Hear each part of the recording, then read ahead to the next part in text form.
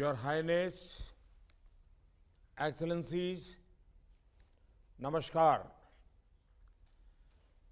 मेरा निमंत्रण स्वीकार कर आज इस समिट में जुड़ने के लिए मैं आप सभी का आभार व्यक्त करता हूं। 140 करोड़ भारतवासियों की ओर से आप सभी का हार्दिक स्वागत है।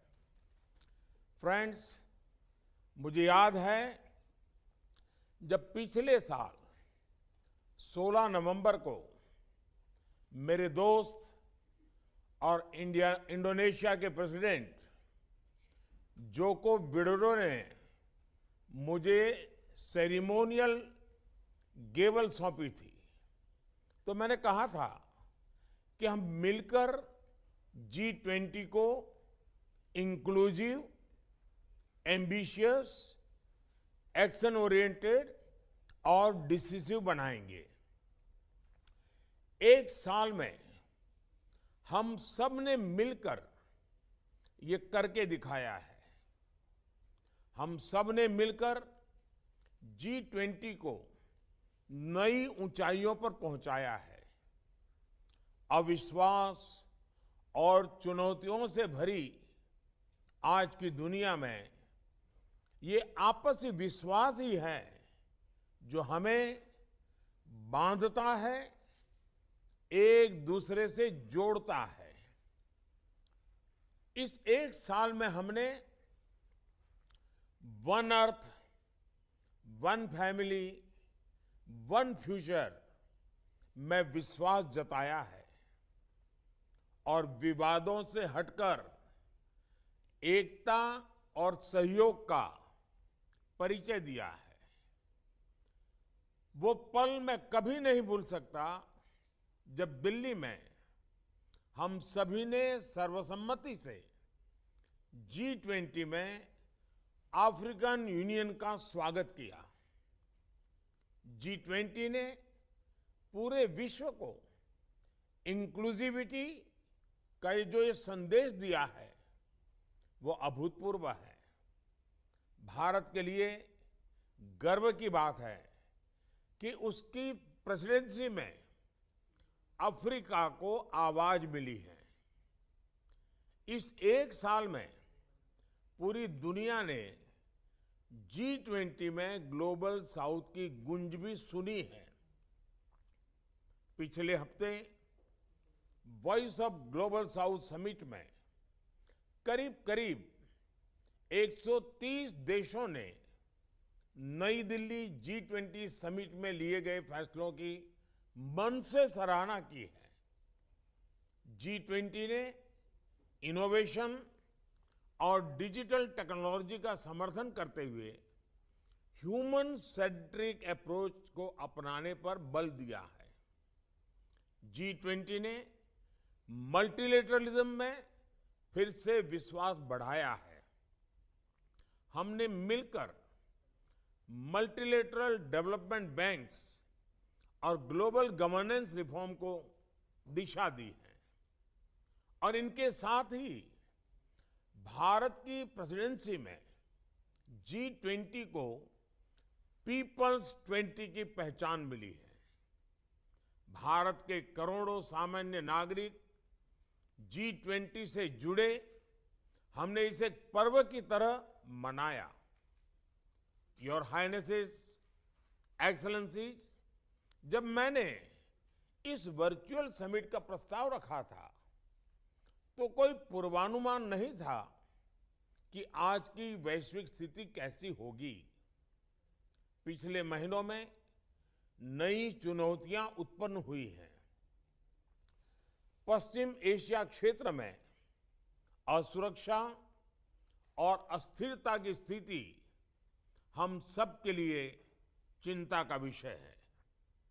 आज हमारा एक साथ आना इस बात का प्रतीक है कि हम सभी मुद्दों के प्रति संवेदनशील हैं और इनके समाधान के लिए एक साथ खड़े हैं।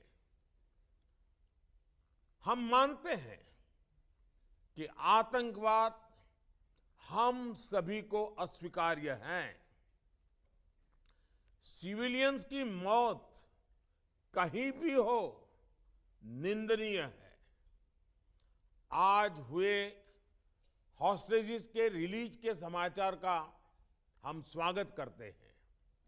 उम्मीद करते हैं कि सभी हॉस्टेजेस जल्दी रिहा हो जाएंगे। मानवीय सहायता का समय से और निरंतर पहुंचना आवश्यक है। यह सुनिश्चित करना भी जरूरी है कि इजरायल और हमास की लड़ाई किसी तरह का क्षेत्रीय रूप धारण न कर ले।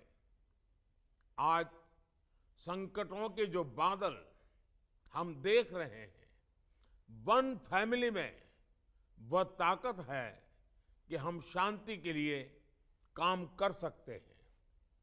मानवीय कल्याण के दृष्टिकोण से हम आतंक और हिंसा के विरुद्ध और मानवता के प्रति अपनी आवाज बुलंद कर सकते हैं।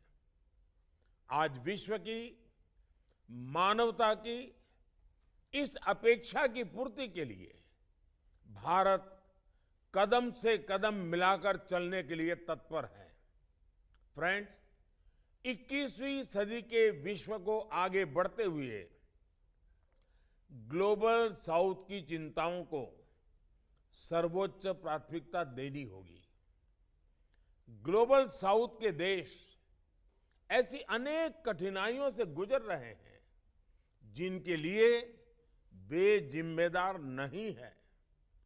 इस संदर्भ में समय की मांग है कि हम डेवलपमेंट एजेंडा को अपना पूर्ण समर्थन दें। ये जरूरी है कि ग्लोबल इकोनॉमिक और गवर्नेंस स्ट्रक्चर को बिगर, बेटर, इफेक्टिव, रिप्रेजेंटेटिव और फ्यूचर रेडी बनाने के लिए उनमें रिफॉर्म्स लाए जाए। जरूरतमंद देशों को समय से और आसान दरों पर सहायता सुनिश्चित करें। 2030 सस्टेनेबल डेवलपमेंट गोल्स में तेजी लाने के लिए अपनाए गए एक्शन प्लान को इंप्लीमेंट करें। फ्रेंड्स, भारत में लोकल लेवल पर एसडीजी में प्रगति का एक उत्तम उदाहरण है हमारा एस्पिरेशनल डिस्ट्रिक्ट प्रोग्राम। मैं G20 देशों को ग्लोबल साउथ को एस्पिरेशनल डिस्ट्रिक्ट प्रोग्राम के अध्ययन के लिए आमंत्रित करता हूं। आप देखिएगा कि कैसे इस एक अभियान ने भारत के 25 करोड़ लोगों का जीवन बदल दिया है। फ्रेंड्स, नई दिल्ली समिट में डिजिटल पब्लिक इंफ्रास्ट्रक्चर रिपोजिटरी बनाने का निर्णय लिया था। मुझे कहते हुए खुशी है कि रिपोजिटरी तैयार हो गई है। इसमें 16 देशों के 50 से भी ज्यादा डीपीआई जुड़ गए हैं। ग्लोबल साउथ के देशों में डीपीआई इंप्लीमेंट करने के लिए मैं सोशल इंपैक्ट फंड स्थापित करने का प्रस्ताव रखता हूं। भारत की ओर से मैं इसमें $25 मिलियन की प्रारंभिक राशि की जोड़ने की घोषणा भी करता हूं। मैं उम्मीद करता हूं कि आप सभी इस इनिशिएटिव से जुड़ेंगे। आज आर्टिफिशियल इंटेलिजेंस के युग में टेक्नोलॉजी को रिस्पॉन्सिबल तरीके से उपयोग में लाने की जरूरत है। पूरी दुनिया में एआई के नेगेटिव यूज को लेकर चिंता बढ़ रही है। भारत की स्पष्ट सोच है कि एआई के वैश्विक रेगुलेशन को लेकर हमें मिलकर काम करना चाहिए। डीप फेक समाज के लिए, व्यक्ति के लिए कितना खतरनाक है, इसकी गंभीरता को समझते हुए हमें आगे बढ़ना होगा। हम चाहते हैं कि AI should reach the people and it must be safe for the society. इसी अप्रोच के साथ भारत में अगले महीने ग्लोबल एआई पार्टनरशिप समिट आयोजित की जा रही है। मुझे विश्वास है कि आप सभी इसमें भी सहयोग देंगे। फ्रेंड्स, नई दिल्ली समिट में मैंने पर्यावरण संरक्षण के संबंध में ग्रीन क्रेडिट की बात रखी थी। आप जानते हैं कि भारत में हमने इसकी शुरुआत कर दी है।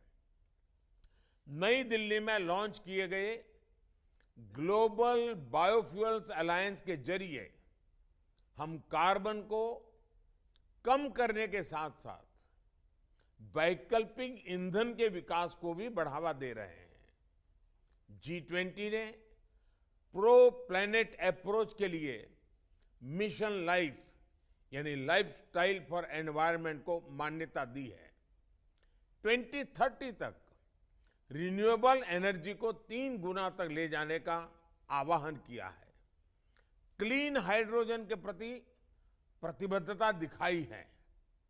क्लाइमेट फाइनेंस को बिलियन से ट्रिलियन ले जाने की जरूरत को पहचाना है। कुछ दिनों में यूएई में हो रहे COP28 के दौरान इन सभी इनिशिएटिव्स पर ठोस कदम उठाने की जरूरत है। फ्रेंड्स, विमेन एम्पावरमेंट पर एक नया वर्किंग ग्रुप भी बना है। इस संदर्भ में मुझे यह बताते हुए बहुत खुशी है कि भारत ने अपने नए संसद भवन के पहले सत्र में एक ऐतिहासिक निर्णय लिया। विमेन लेड डेवलपमेंट को मजबूती देने के लिए हमने पार्लियामेंट और स्टेट लेजिस्लेटिव असेंबलीज में महिलाओं के लिए 33% रिजर्वेशन का निर्णय लिया है। फ्रेंड्स, मैं अपना वक्तव्य यहीं समाप्त करता हूं।